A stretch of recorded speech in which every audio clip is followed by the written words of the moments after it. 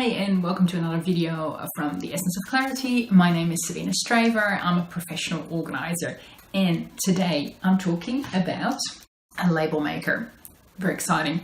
So any self-respecting organizer will definitely have a label maker. I recently had to change batteries in cartridge, so I thought I'll walk you through the label maker I have, why I have this one, and a few steps on how it works.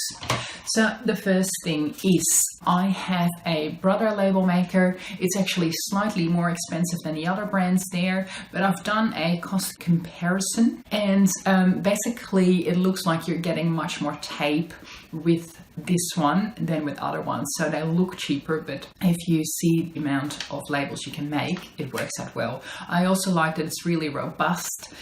Once you're used to it, it's really simple to use.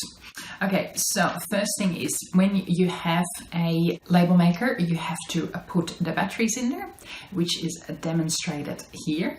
These are not my hands. My daughter was kindly offering herself as a hand model. She was very excited about it. And then when your cartridge goes out, you have to replace the cartridge. Also very simple, it's kind of a click-in system. So you buy one, they're not cheap, but they'll last quite a while. And I tend to buy one, have one in the machine and one spare one, and then rotate. Okay, using the machine is also quite simple. Once you're used to it, you basically type what you'd like. I normally use capitals because we want to see very clearly what we're talking about. That's why we have a label in the first place.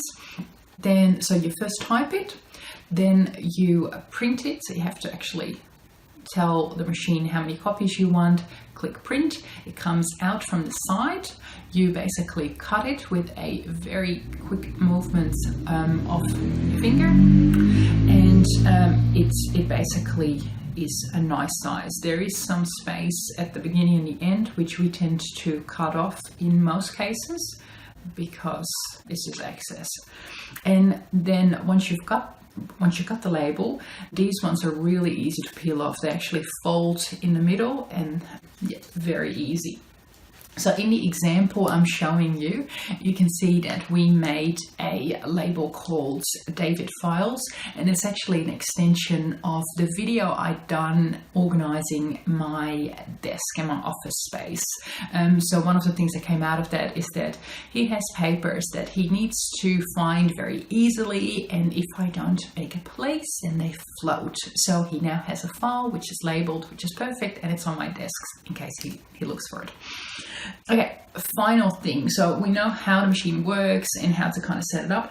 What not to do when you are using or buying a label maker.